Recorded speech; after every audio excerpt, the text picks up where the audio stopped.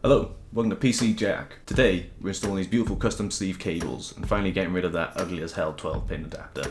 Thank God.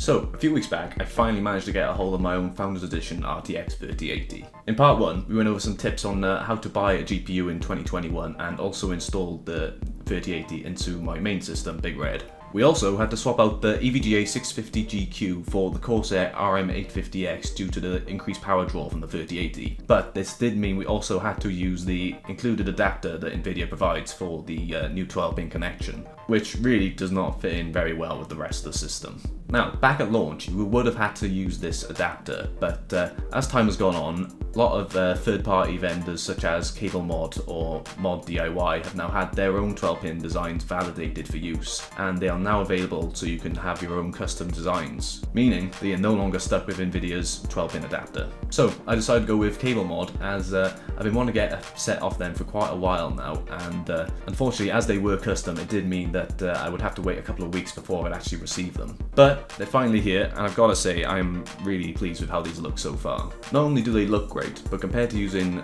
actual cable extensions, this should help us out quite a lot with cable management behind the motherboard tray.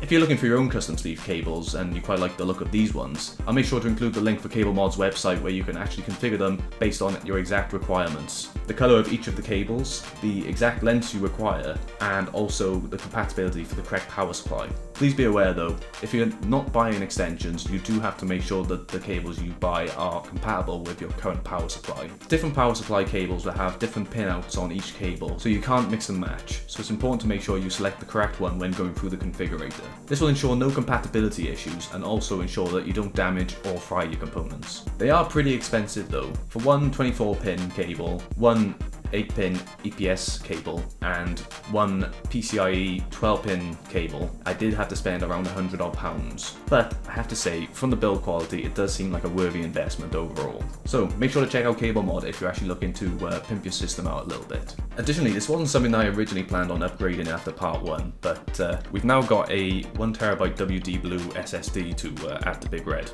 The reason being that I got too many damn games. But seriously, over the last few weeks I have been struggling for space quite a lot, and I actually managed to pick this one up for about 80 quid, which is pretty good going, so we'll chuck that in as well today. Now, it's not an NVMe Gen 3 or Gen 4 drive, but for what it's going to be used for, which is basically my most played games along with being a scratch disk for when I'm video editing, it'll do the job just fine. Combined with my 250GB SN750, which is functioning as my boot drive, along with an additional 1TB WD Blue SSD and also a 2TB WD Black hard drive, this should mean that we'll have a combined total of 4.2TB of storage. Still not enough for Call of Duty though. So, with all that out of the way, let's get this upgrade for Big Red done and dusted.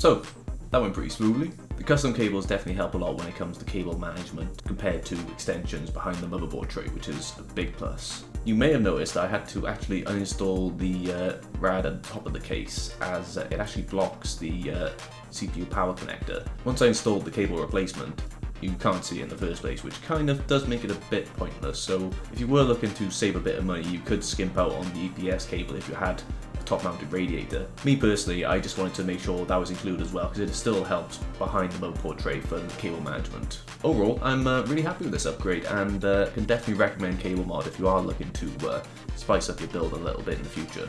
So that's it for today's video. If you enjoyed it, then please feel free to like and subscribe for more videos on the way soon. Also, let me know what you think of it down in the comments below. Thanks for watching, and I'll see you next time.